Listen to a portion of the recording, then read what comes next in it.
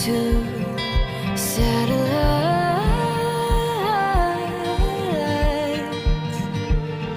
Oh, how you catch the light right before my eyes. You captivate my mind. Starlight of my life.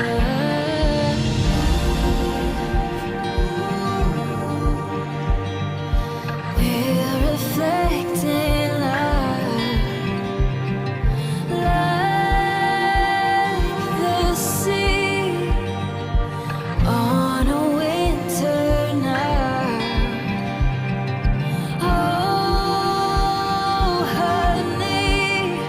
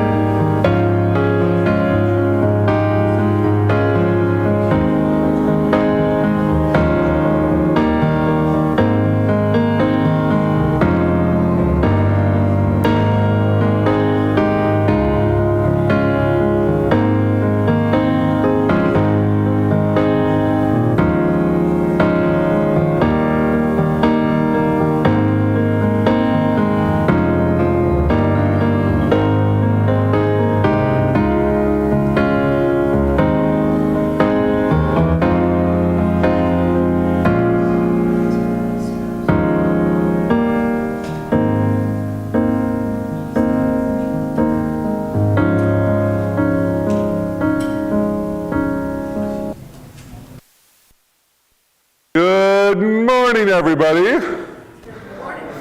My name is Pastor John Schauberg, and this is Beersford Zion United Methodist Church. Glad you could all be with us here this morning, and glad to have all of you with us online. Got a few announcements to get us started. I'm going to do the one in my pocket first, so I don't forget. You know, if you get a text one at the last minute, you got to do the text one first, so that you don't forget what you're doing. That way you don't get in trouble for forgetting. All right, here we go. Announcements. Hey, we got VBS this week. We got a good crew of folks helping out on Thursday, so I think we're in good shape there. But I forgot that we need cookies and bars. So if you were able to do 6 dozen cookies or bars, please bring those into the church. If you need some help getting in, you can contact Kathy or myself or somebody else that'll help you get the code to get in. But if you're able to do that, that would be awesome. Also, you didn't tell me this one. Where'd you go? You didn't tell me this one. I didn't read this. So let me read it real quick. Oh yeah, so Jamie and Ian are heading to Belize with the Alcester Community Churches.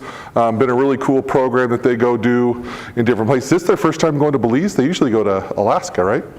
Yeah, so going to Belize this week, so definitely keep them in prayer and all the kiddos going along. How many kiddos did they end up with? 20 folks, yep, so probably 14 or so kids would be my guess, and about 6 adults. So yeah, keep them in your prayers this week, and hopefully we'll get a chance to hear a little bit about what they were up to when they get back, so that's always cool. A couple other things of note. This morning, in addition to just asking if people could do cookies, and I'll try to get a message out to the church about that as well, we do want to recognize that we'll have our Noisy Bucket offering this morning for VBS, and so just be aware of that. Shoes for Kids is also coming up. Kathy, you need any more help? I contacted some people. I'm waiting to have responses back. Yep. But there is a sign-up sheet for cookies Okay. for Okay. the school shoes for kids on Okay. August 6th. It's out in the Okay. I might mention that when I mention the VBS cookies as well. So cookies for that as well on August 6th, if you're able to provide some cookies for that. That's always a good thing. How many kids you got pre-registered so far? About 35. About 35 so far, yep. Still got Yep. 2.5 more weeks. Yep. Yeah, we expect to be in the neighborhood of 60, 70. So yeah, we got a lot of work left to do, but it'll be good. And then finally, just a reminder about Coffee Fellowship. If you are able to sign up this summer, that would be very helpful. I think the Bartletts are doing it next week. Looks like the Bartletts and most of the Dentons are all camping this week, and the Lynns are probably camping because they got a new camper. So it's a big camping weekend this weekend, but I think we'll see a lot of those folks here next week, because I do just want to remind you all that next week we will have Chad Setter here preaching, and so I'm excited to have him here. He's a former pastor from the United Methodist Church in Minnesota, and the son-in-law of Joanne Paulson. So Joanne Paulson will also be here next week. So if you like saying hi to Joanne, this is your week. I think she'll go anywhere where there's grandchildren promised, and so she'll be here next week as well to watch Chad. But Chad has a very I don't know, he has like that reassuring style of preaching that's always fun to encounter, similar to Krista, who came last year, who was a chaplain. So excited to have him here next week. All right, with all of that, I invite you to stand if you are able for our opening song, Come, Now is the Time to Worship.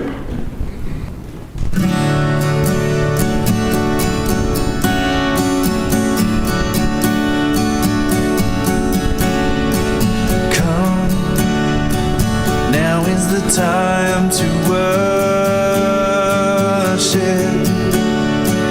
Come, now is the time to give your heart. Come, just as you are to worship.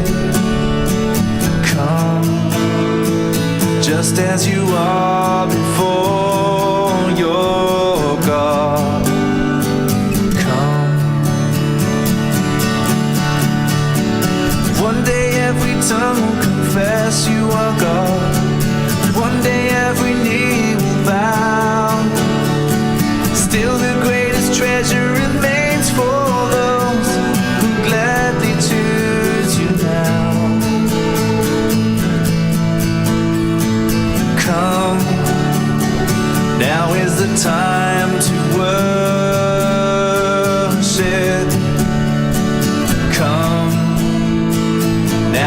time to give your heart. Come just as you are to worship. Come just as you are before your God. Come. One day every tongue will confess you are God. One day every knee will bow. Still the greatest treasure remains for those who gladly choose you now.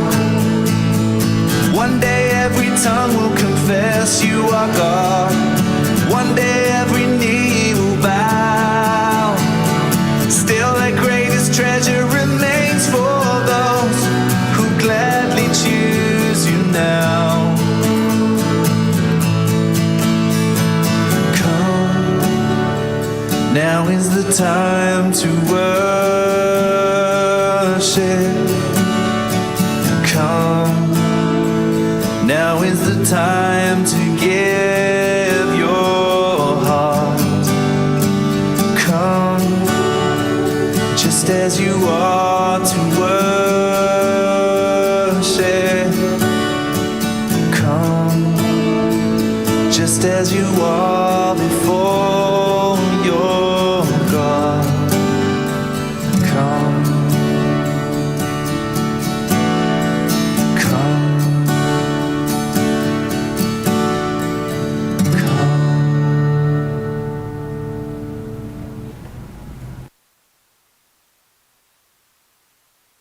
Please join me for our call to worship. Jesus went from place to place sharing the good news of God's kingdom with everyone. We come together to hear the good news, hoping for healing and wholeness in our lives. People walked with Jesus and supported his ministry with open hands and generous hearts. We offer ourselves, our gifts, and our willingness to serve, ready to follow wherever Christ leads us. Let's open our hearts and worship the one who brings us together in love and kindness. Let's worship God together and be open to the ways God's love can change us. Please join me for our opening prayer.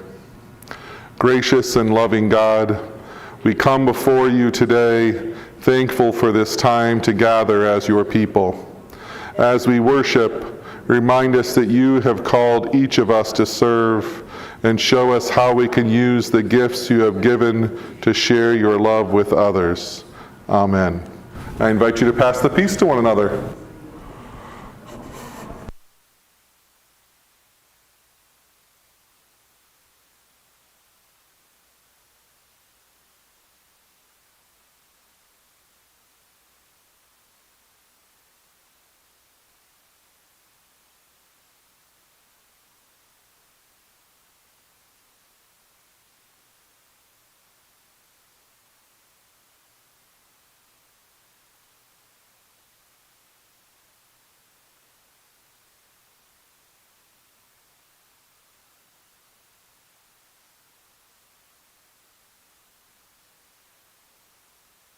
All right, at this time, I invite my little buddy to come forward. Little buddy, are you able to muster up the energy?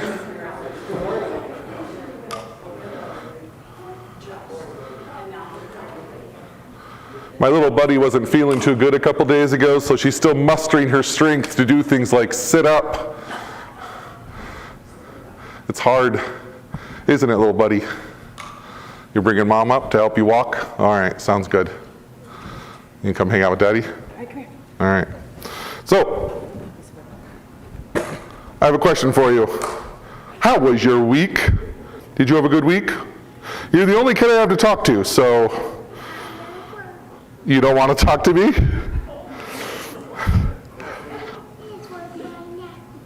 Tell him how his week, how your week was. Why don't you come, you want to come up here with me? And we can talk while I hold you? There's nothing that dive bombs a children's message like there only being one child and that child being yours. Hey, buddy, I got a quick question. Do you want to work with Daddy to make this children's message work, or should we just move on? What do you think? All right, let's try one more time. We'll see how it goes. Hey, buddy, did you have a good week? Or did you have a cruddy week? Good, bad, or in between? What do you think? In between, but I have to tell you. Okay. In between. We had a mostly good week, but we were a little bit sick at the end. And so we're starting to feel better. Are we starting to feel better? Are we just needy? Thumbs up, thumbs down. All right, well. All right, howdy folks, I'll just talk to you this morning and we'll just go from there. We'll just treat you as the children. So anyways, yep, she's just totally out. That's all right. So anyways, hey everybody.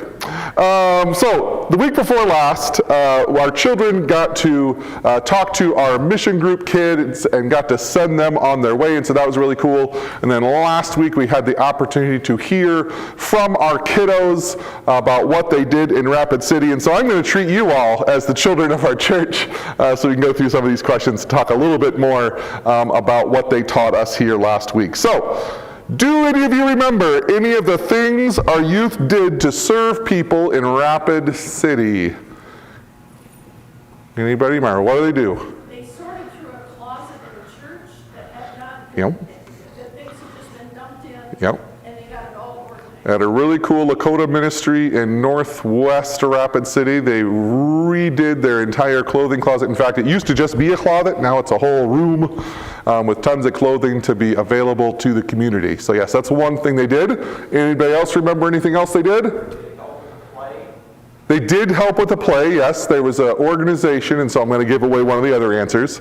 We had the chance to work with adults with disabilities a couple different times, and then they invited us to help to do kind of a reception for a play, and then we got to attend the play, which was definitely among the highlights for me that week.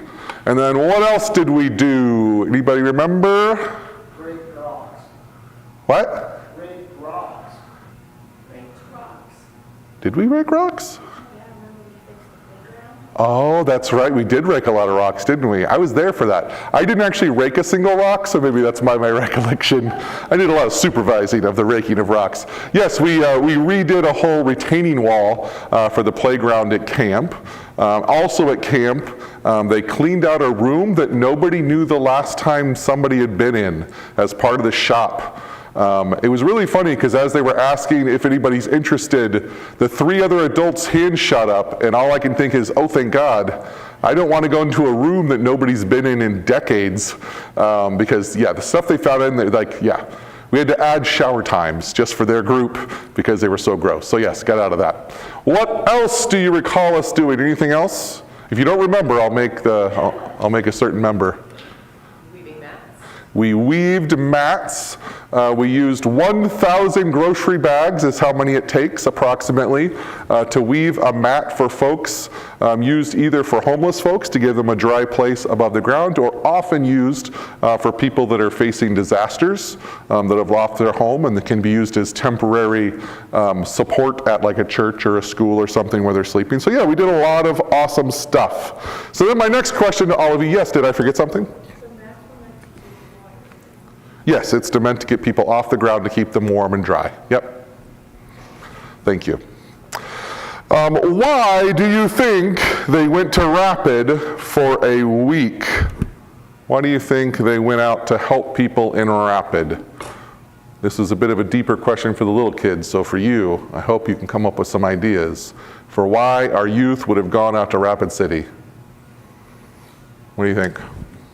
I think it was a way for them to learn that there are a lot of people in need. Sure. And that even though we are blessed, Mm-hmm. there are others that are not so blessed. I would definitely agree. A lot of it was learning, and they understood that they had a lot to learn.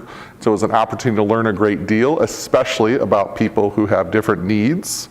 Any other reasons you think our kids may have gone out to Rapid last week? Think back to yourself when you were young. Why did you go on a trip with your friends? Why did you go on a trip with all your friends? Because it was going to be fun, yep, because you wanted to hang out with your friends, maybe make some new friends, right? Any other things you can think of? Here's one you may not be thinking about, but it does relate a little bit to our message today. Do you think they went because we encouraged them to go?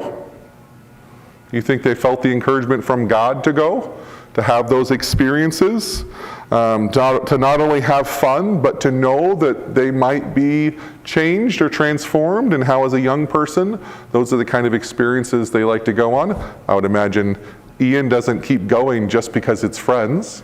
I'm imagining that Ian is going in large part at this point because he's learned what he can learn on some of these trips, and he sees the positive transformations that happen after a big trip. And I know we had a lot of younger kids this year, and so they still have a lot left to learn in future trips, but it was really good for them to see that, and that encouragement that they received by God and by others to go on a trip like that was a big deal. And so this week, what I was going to say to all the little ones, who my daughter is now down for the count again, is to encourage you all to do the same, to take those opportunities, to find chances where you are encouraged and called to make a difference, understanding that not only will you make a difference, but that those things that you do to serve one another will transform you as well. I would have used a little kiddier language when I said all that, but since it's mostly just you guys, we'll go with that. So it's ultimately, again, for us, an opportunity to show the love that we have been shown by God and by one another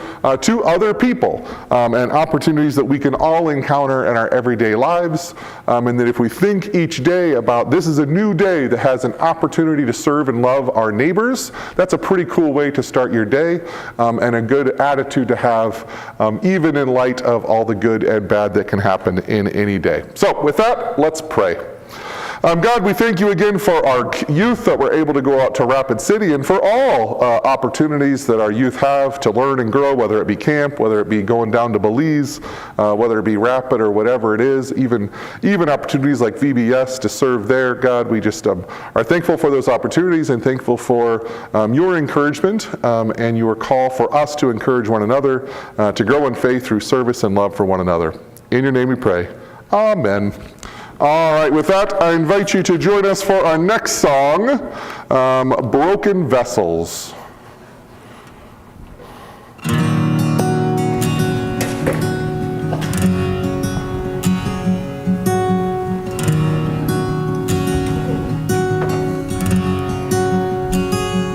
All these pieces broken and scattered, in mercy gathered, mended and whole, empty-handed but not forsaken. I've been set free, I've been set free. Amazing grace, how sweet the sound that saved a wretch like me. Oh, I once was lost, but now I'm found, was blind, but now I see. Oh, I can see you now. Oh, I can see the love in your eyes, laying yourself down, raising up the broken to life.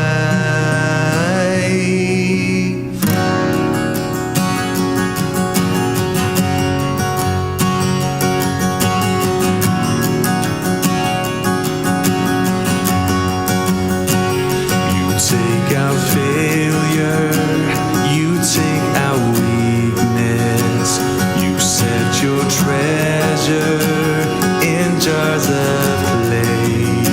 So take this heart, Lord, I'll be your vessel, the world to see your life in me. Oh, amazing grace, how sweet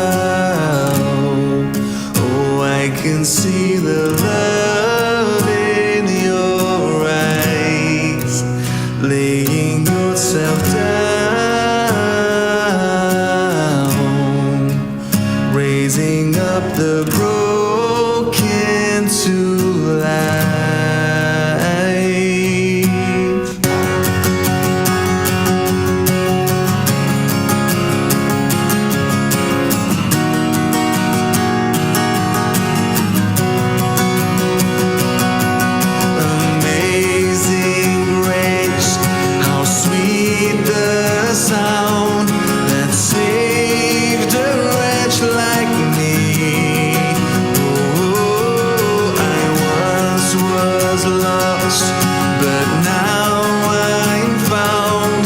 Was blind, but now I see. Oh, I can see you now. Oh, I can see the love in your eyes, laying yourself down, raising up the broken to life.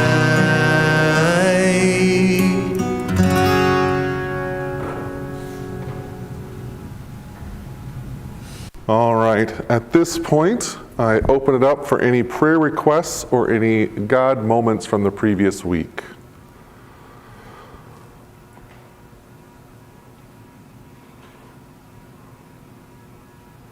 All right, I'll go through my list. First, I was able to go visit Jim over in Centerville. And so he'll be over there for a bit for sure. And so if you want to give him a call or go visit him, he would certainly love the visit as he continues to rehab. Yeah, he'll be there for a bit. So yeah, so if you get an opportunity to go say hi again, he would love to see you. You know Jim, he loves a good visit. Yes. Do you remember Marvin Carlson in the Yep. hospital? Yep, and then my next one was Marvin. Marvin is currently up at Sanford. I'm going to go see him this afternoon before I leave. Just prayers for him and his family, especially Dolores, as they have some decisions to make in the next few days about where he goes next. And so just prayers for all of them, and especially for Marvin, as he was in a bit of pain when he went in, and hopefully they've got that under control. And so, yeah, prayers for him as well. I do want to also lift up a young father that I met this week here in Beersford, who is heading to Omaha this next week to be evaluated as a donor or as a recipient of a donor. As you know, those are scary moments and scary times. So just he asked for us to be praying for him without sharing his name or any more information. But just know that that's something that is worth praying for this week, is that goes well and all those tests go well. Anything else? I guess I'll also add again VBS, the trip to Belize, and anything else that is on your hearts and minds, we add those to our prayers today.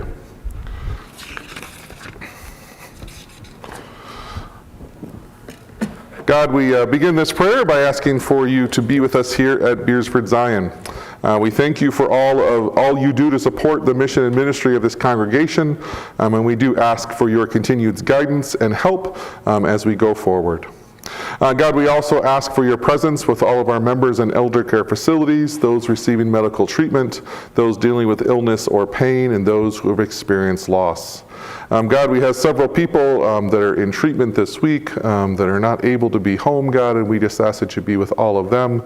And again, all of those that we have named in our hearts, God, we just ask that you continue to be with them, to bring them healing, to bring them comfort, to bring them support, God, and we just know that you are there. And we are thankful for your presence, and we just ask that our prayers be answered. God, we ask you to be with our Beersford community. Be with us as we continue preparations for Old Fashioned Days, as we get ready for VBS starting tomorrow, and as we just have other events that bring people together in this community, God. We are blessed to be living in a place like Beersford, God, and we just ask that you continue to help us to demonstrate our love for others and our welcome for those that come into this community for the different events and things that we offer. God, we ask you to be with our world, its people, and its leaders. God, we just ask for opportunities, as we talked about in the children's message, opportunities to work together, opportunities to love one another, and opportunities to live as you made us to live, God. More than anything in the world today, I think we just need opportunities to learn and grow in love for all. Opportunities to see one another as your beloved creations, and opportunities to be transformed by the work that you do in our hearts and minds as we grow closer to you. God, we also ask you to be with our church, its leaders, its members, and its mission. We ask you to give us the strength and patience as we continue the hard work of making disciples and all that you have called us to do. Finally, God, we ask you to help us to pray together the prayer that Jesus taught us. Our Father, who art in heaven, hallowed be thy name. Thy kingdom come, thy will be done, on earth as it is in heaven. Give us this day our daily bread, and forgive us our trespasses, as we forgive those who trespass against us. And lead us not into temptation, but deliver us from evil. For thine is the kingdom, and the power, and the glory forever. Amen. Well, welcome everyone to the 8th Sunday after Pentecost, and the beginning of our new series. It'll kind of go for the next 6 weeks or so, called The Unsung Heroes of the Bible. Today, as we begin, I invite you to not just listen as I speak, but I invite you to, and I pray for you to open your hearts to the quiet power of these stories, the stories of people that rarely make the headlines, yet whose faithfulness changes everything. And so I begin this morning by asking, what is an unsung hero? I looked it up because it is an interesting question. The first definition I found, kind of the classic definition, is someone who performs valuable, helpful work, but receives little public recognition or praise. So kind of a good one. I kept looking, wanted to go a little deeper than that, and so I found this definition that I really like and kind of guide us here today. And it says, an unsung hero is someone who quietly makes a difference, often working behind the scenes where no one is watching, people who may never get a round of applause, but without them, much of what is good and meaningful in our lives and community would not happen. Kind of a little deeper, a little more nuanced definition of an unsung hero. And so I would love for you all to take a moment, close your eyes if you wish, and bring to mind someone in your life that embodies the spirit of an unsung hero. So kind of close your eyes, try to think of who is that person in your life, people that may never get a round of applause, but without them, much of what is good and meaningful in our lives and community would not happen. So I'm going to give you about 30 seconds to do that.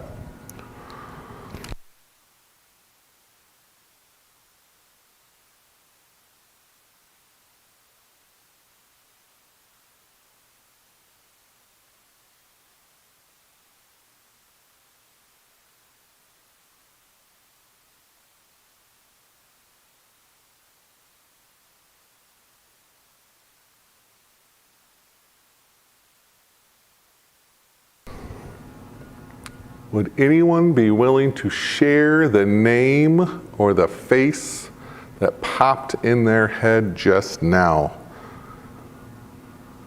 Yes? Kathy Hill. That was an easy one to pop in your head since, you didn't even have to close your eyes for that one. Yep. Any particular reason why Kathy? She's behind the scenes and a lot of Yep. things for Yep. Yeah.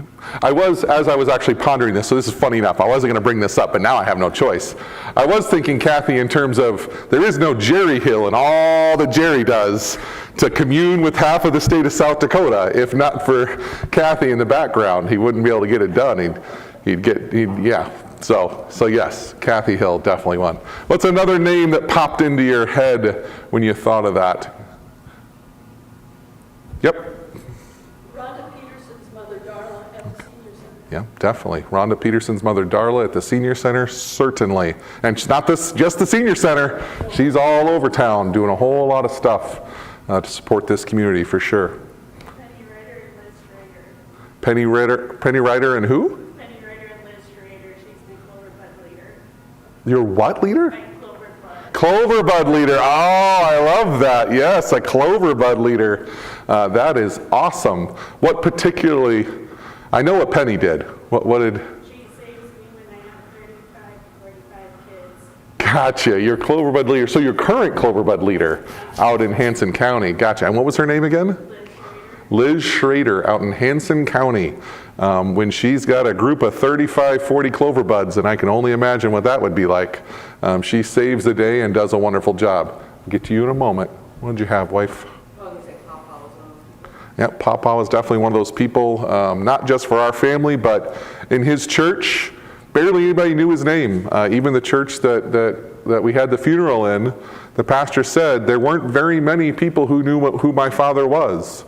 But my father was instrumental in the tech and was a big part of the lives of the musicians and worship leaders. And even the organist said that he was going to really miss my father because of the support he gave the organist. Because who thinks to support the organist? You know what I mean? But my father did. And even in all the churches he served in, he was always there, a steady presence. Never got fanfare, but he was always there. Yep. Jerry. Mark Fink, definitely. Yep. Mark, who's now hiding, does so much. Now we have been advertising a little bit later what he's been up to a little bit lately, so that's good. But as you all know, Mark's been a huge part of this church, doing the things behind the scenes to help make things work. Someone who, without, right now, we'd still probably be struggling to make tech work after the loss of Brian. But it's a lot more than that. He's instrumental in so many areas of our church. Anybody else have anybody that popped into their head right away? Yep. My neighbor Jazz Abrams, Neighbor Jazz Abrams. very selfless, she's always doing something to help. Yeah, good neighbor. There is nothing better than a good neighbor, folks. Somebody that you can count on, somebody that's always doing the little things to support their neighbors, their community. Those people are invaluable. Well, I don't want to stop yet if anybody else has got another one that popped in. Yes, Mark. Good job, Mark. Way to get Jerry back. I appreciate that. Why? That's the $1 million question. Why? Yeah. Yeah. Yep. Yep. Yeah, Jerry, for those that don't understand, is in charge of like way more things than a normal person would be in charge of in a church, because he's just so happy to say yes.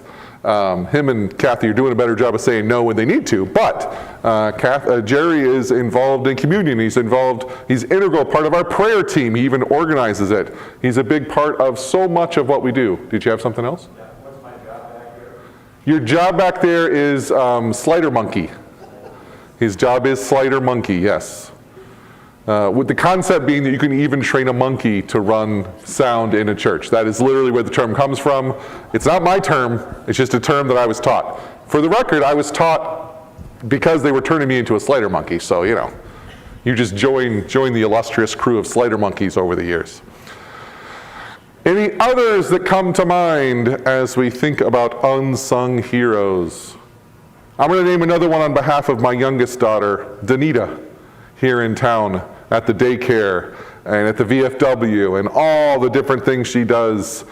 She has literally helped raise generations of children in this town and means so much to my daughter and to especially a lot of the little kids in town. I don't know how long she's been at the daycare, but she's been there long enough to have a really big impact on our community, on our town. Any others? All right, I'm sure we all could have gone on. We could just make that, in fact, we could just make that the whole message, and then we can go home after we share about 10 more. This morning, and throughout this series, we are going to journey together to learn about some unsung heroes of the Bible. People whose faith and actions made God's work possible, even if their names have faded a bit from memory. People who get a mention, people at one point who maybe even had were known better at some point in history, but for different reasons, are little known today, despite the fact that without their contributions, the faith that we know today and the work of Jesus and others back in the Bible would not have been as vibrant.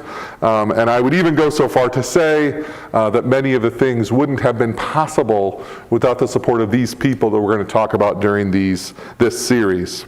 And to introduce you to our heroes for the week, Joanna and Susanna, I begin with scripture from the book of Luke, chapter 8, verses 1 through 3. And it reads, "Soon afterwards, Jesus traveled through the cities and villages, preaching and proclaiming the good news of God's kingdom. The 12 were with him, along with some women who had been healed of evil spirits and sickness. Among them were Mary Magdalene, from whom 7 demons had been thrown out, Joanna, wife of Herod's servant, Susanna, and many others who provided for them out of their resources. I know, just a little bitty blurb, the kind of thing you just kind of fly past in the Bible, but we're gonna talk about here for a minute. So before we go even deeper, I do want to point out 2 important things to keep in mind as we talk about our passage and we talk about our unsung heroes. The first is that while their friend Mary Magdalene is mentioned more often, Joanna and Susanna are only mentioned in the book of Luke and only really mentioned one other time that we'll reference later today.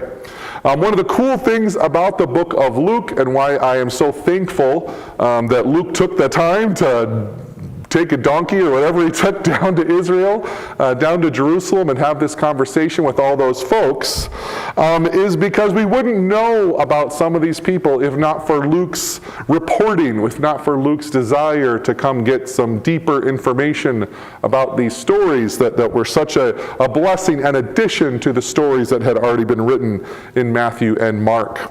A book that I've come to know as full of unsung heroes how as a pastor, and I think we've talked about this before, I hit on Luke a lot because I think there's just so much there. There's so much good material and so many amazing people.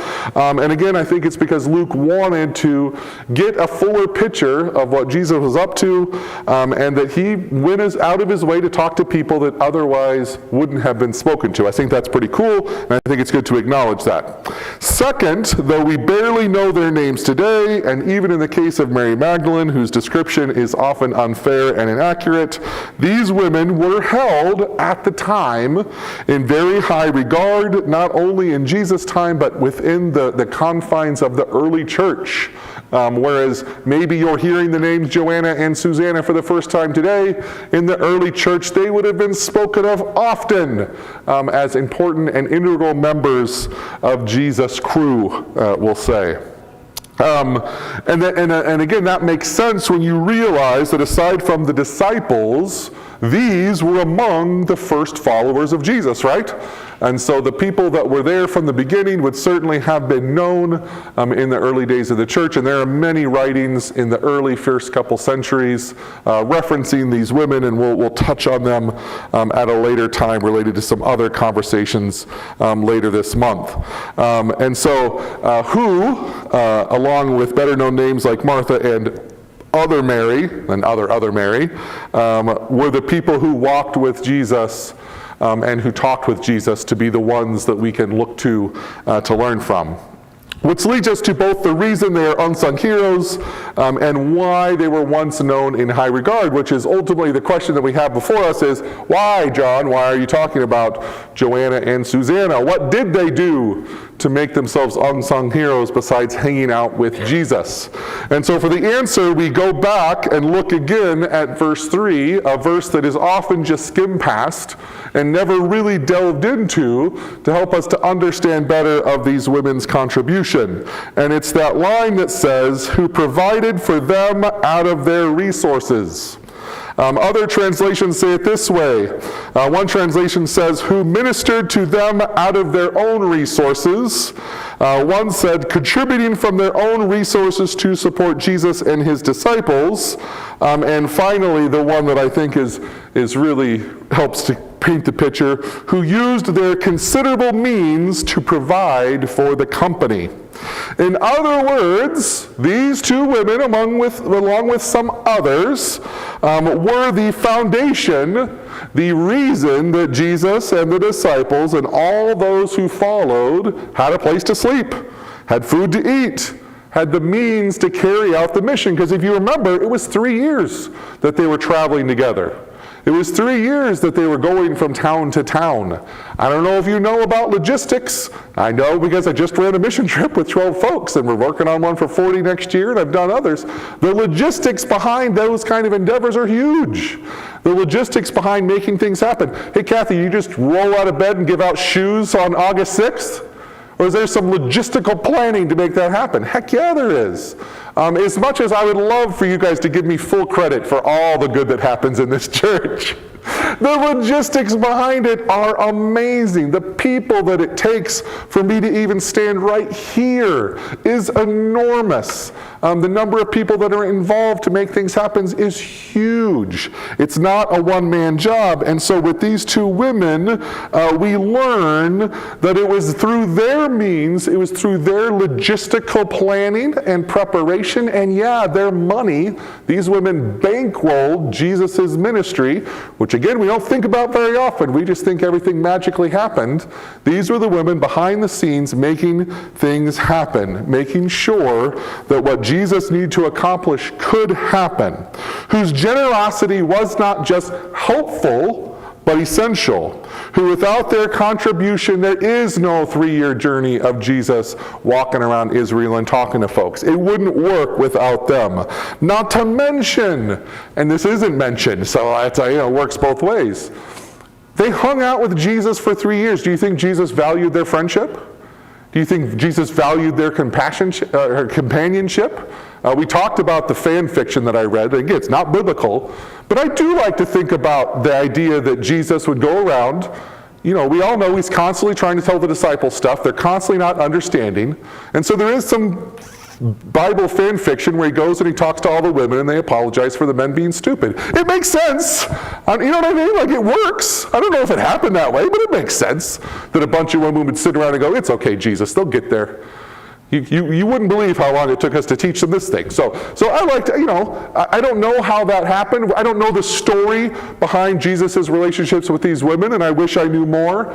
But at the very least, they provided not only financial support, but friendship, fellowship for 3 years with Jesus Christ. These women who get a couple lines in the Bible were instrumental in the support of God and the ministry that they had. These women who were themselves clearly held in high regard by Jesus himself, but whose names have largely been lost to time, and for other reasons that again we'll talk about in future weeks.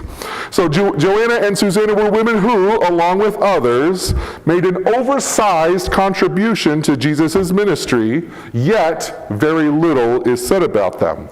And so this week, as we dive into this concept of unsung heroes, specifically in the case of Joanna and Susanna, we have to ask, who are we? Who are we in the grand scheme of Christ's ministry? What is our place in the faith, and what is our standing in the ministry of Jesus Christ? Are we, for example, known around the world for our contributions to the ministry, and should that even be our goal? Who was more important, for example? So if we were to ask, who was more important to Jesus' ministries? The disciples or the women who followed and supported him? Who would vote for the disciples? Who would vote for the women?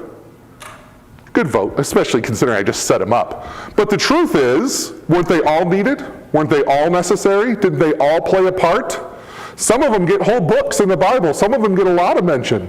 Peter, John, and James get a ton of mention. You add Paul later, they get a ton of mention, and we'll talk about some associates of Paul. But the truth is, none of them can do what they need to do without the whole, without the entire company, without all of them. I would even argue Jesus himself needed those people, at the very least designed it to be done with a community, in community, where people had different roles. I guess he could have magically made money happen, right? He could have done it that way. But he wanted to show us how things work, and Joanna and Susanna are really cool examples of that. Even better than even that question of is it disciples or the women is that reminder again of what do you think Jesus thought? Do you think Jesus valued some over others? I don't think so. If anything, whenever they would have those conversations, whenever the disciples were dumb enough to ask, so am I the most important one? Jesus reminded them that it's those who serve are first. Those are the most important. I like to believe the women were behind him going, darn right, darn right.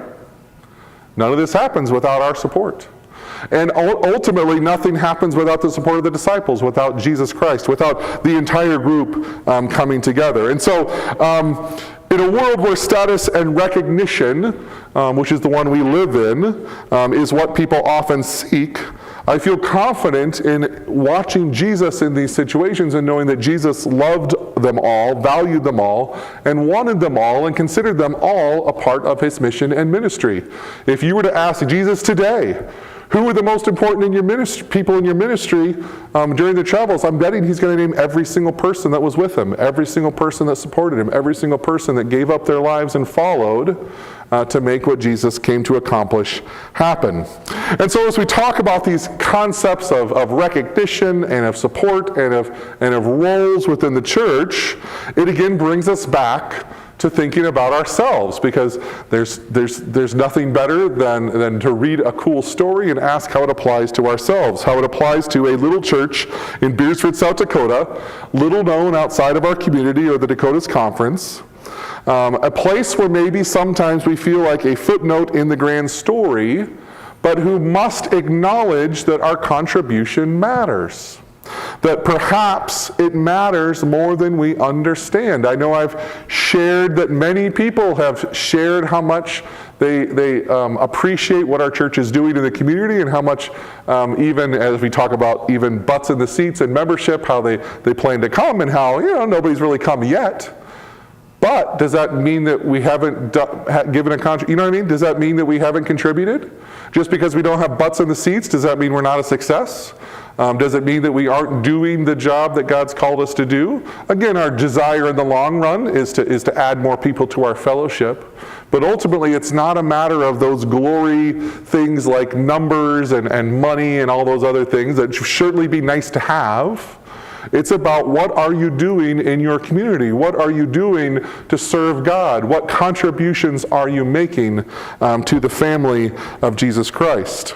Again, in God's eyes, it's that recognition when we think about people like Joanna and Susanna, that no act of service is ever missed or forgotten, that we too are counted among the unsung heroes of modern Christianity, and that it is part of our job moving forward to carry the light of Christ in ways that we may not get credit for, that we may not get announced from the hilltops. I don't know if any national politician is going to be mentioning what we're up to anytime soon, but that we are seen by God, that we are recognized by God as part of God's mission and ministry.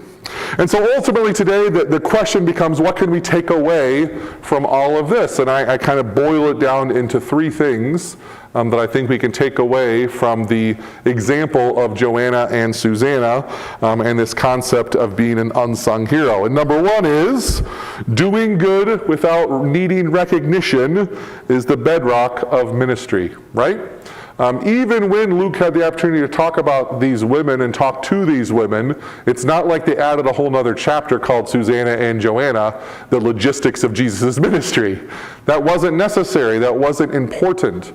They were simply added so that we could know who they were and learn from their example. Sure, being a disciple was pretty cool and quite the calling, but for every disciple, we need those who work to make things possible. We've talked about this, how we all have different callings, and how, for example, just because I'm the pastor does not mean I'm somehow a better follower of Jesus with a more important calling. I just have a different calling. That's all.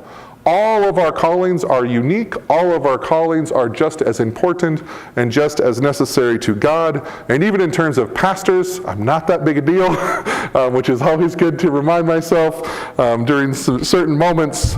But it is that reminder that we all need one another to make things possible. For every bishop or important leader that we see, Adam Weber and some of the other amazing pastors in Sioux Falls, for every one of them, there is in fact a team of people, and in our case, a conference full of churches and people making things possible. Working together, doing our small parts. As I've begun counseling other pastors and churches about what they're called to do, I remind them that the first thing you do is to see what's possible. See what's necessary, what's available. Serving isn't just showing up to a place and saying, this is what we have to give. It's seeing a need and filling the need. Out in Rapid, that was one of the things, well, I'll talk about Rosebud briefly. As we're in conversations to go serve in Rosebud, our first statement is, how can we serve you? That's something that's pretty novel on the reservation for those that know the history of the reservation. It gives agency. It gives ability. Like I said, at the one Lakota ministry, when there was the children decided that they wanted to have youth ministry available, wanted to have a place where they could call home, they gave them agency to figure it out and to run it, which was pretty cool to watch. They ask, what is our place? What can we do? And so that is an honorable and important thing to understand, that those are the things that make the biggest difference. Sure, it's nice to have people at the top with grand vision, but it's the people who are working to make a difference. As we get into stories of Paul, as we go through this series, Paul went and planted a bunch of churches, and for that we remember his name forever. But did it take the hard work of the people in those local churches to make it happen? Right? Didn't it take the people loving God and learning from God to make things happen? And so just that reminder again that the bedrock of ministry is those people who are willing to do the little things to make a difference. And that leads us to our second thing, which is there is power in the small things. The choices we make every day, the choices we make to serve and love one another, the choices we make to love our neighbor have an effect on others. When we talked about those people whose names we called out, I wouldn't say any particular one of them is doing something that is earth-shattering to the whole planet, but every single one of them is having an effect, a positive impact, not only on the small people that they're impacting, but that ripples beyond, right? It ripples beyond what is possible when we serve and love one another. Hanson County is a great example. This person who is helping to navigate 35 to 40 young ladies, God bless her, that sounds hard, is not just having an impact on those young ladies, but who else she having an impact on? Penny, who's running the larger program, the parents, for which she's having a positive impact in their families, and the entire community is being impacted by a person who is teaching positive values to 35 to 40 young people. That impact ripples beyond. Going back to even Jerry. What does Jerry do? It's an interesting question. It is an interesting question, folks. But whatever it is that man does, it ripples. Because there ain't no place I can go in the whole stinking region where they don't know who Jerry Hill is. How? How does everyone know who Jerry Hill is? I don't have the foggiest, people. All I know is, whatever it is he's doing to love and care about his neighbors, it ripples. It makes an impact beyond just the simple conversations that he's having every day. Those are the kind of things that matter in our society, those little choices that make a difference, and how the understanding is, as I said earlier with the children's message, those opportunities are what changes lives. Those little things. The reality that I long to see peace on earth, you often hear it in my prayers. It really bothers me, the amount of war and hate that exists on this planet, especially given that Jesus came to get rid of all of that, and we're struggling with it still 2,000 years later. And the reality that alone I don't have the power to bring that about. I have talked often with other pastors about my message when stuff was happening in Minneapolis, and how I said I wish I had the power to fix Minneapolis. I wish I had the power to fix what's going on in the Middle East and what's happening in Ukraine. I wish I had the power to stop wars in Africa. But the reality is I don't by myself. But together we can make a difference here. And if other folks start to make a difference where they are, things begin to change for the positive. The work that they're doing in Belize, that's a really cool thing. But here's the secret about Belize that they'll definitely be able to tell us about, that I can just assume. Yeah, they're there for a week doing some good things. Much of the good they're doing is going to be supporting the people that are in Belize every day. Supporting the people that are on the ground making a difference every day in their lives. And being connected to that will make a difference. Will ripple well beyond Belize, will ripple well beyond Alcester, and make a real difference. The reality that, again, all these things that we hope for start with us each day working together to make the world a better place. Even though we're not going to be in the history books for it. I'm sorry. It'd be cool if we were. Shoes for Kids Revolutionize the World. I mean, we'll put Kathy Hill in the book title.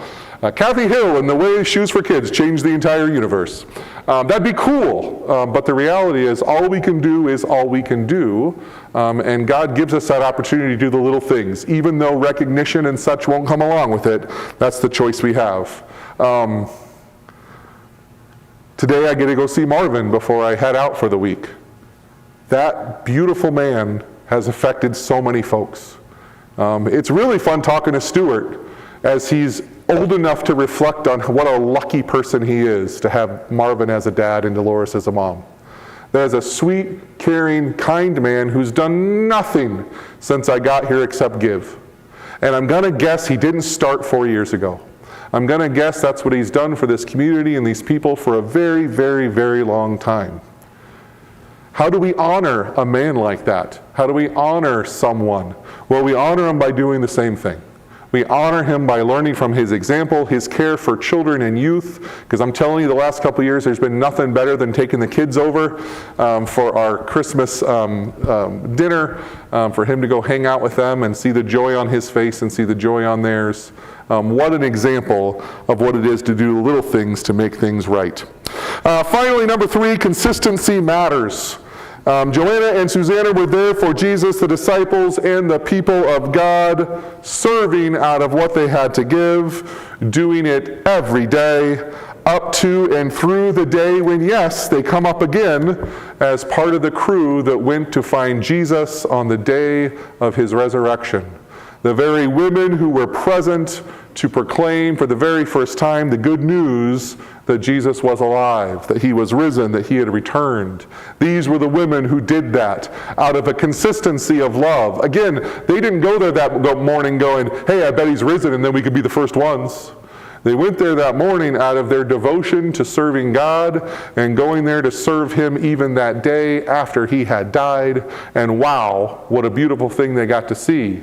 That consistency, that day-to-day, that care that goes on is something that Joanna and Susanna are wonderful examples of for us. And so this week as we wrap up the message, I encourage you to think of Joanna and Susanna, to not forget their names, to remember the importance they had to Jesus and his disciples, and the importance they therefore have to us on the very faith that we hang our belief on and our trust in, was a belief and a faith that these women helped to make possible through their devotion, through their consistency, through their selflessness. And although there is no books called Joanna and Susanna, we know now, 2,000 years ago, the impact that they had.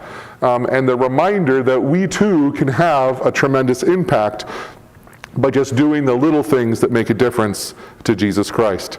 I invite you also to join us next week, again, to hear Chad Setter. Should be a really good message.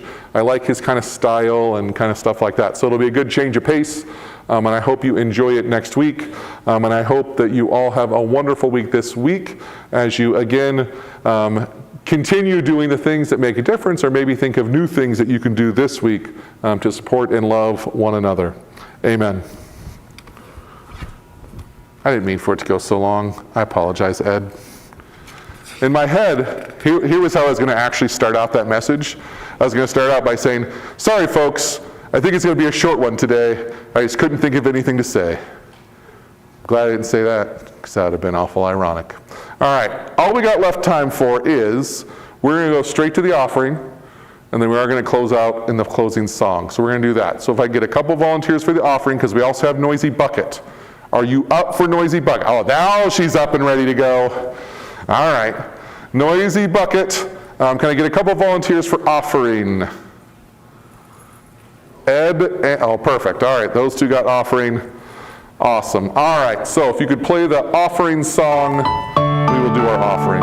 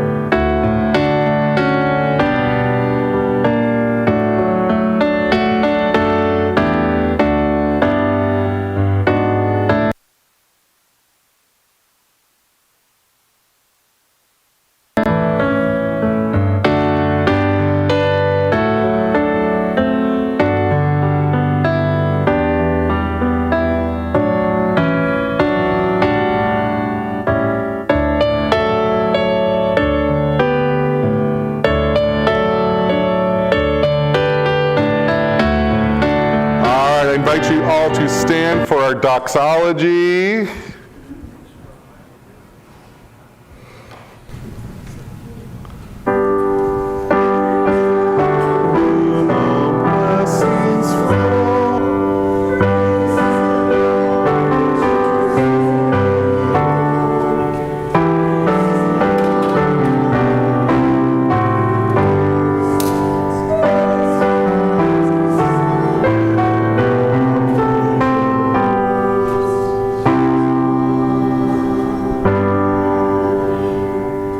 And as always, we continue to thank you for these gifts that you've given us this morning. We ask you to help them, to help us to serve you and your people, as well as to serve VBS this week as we bring together kids from all over our community.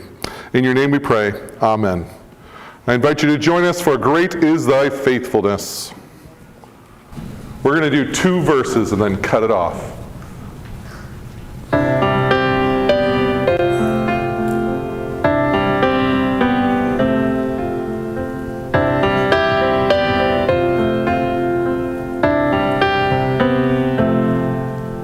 Great is thy faithfulness, O God my Father. There is no shadow of turning with thee. Thou changest not, thy compassions they fail not. As thou hast been, thou forever wilt be. Great is thy faithfulness, morning by morning, new mercies I see.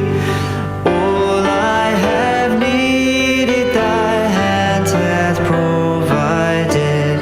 Great is thy faithfulness, Lord, unto me.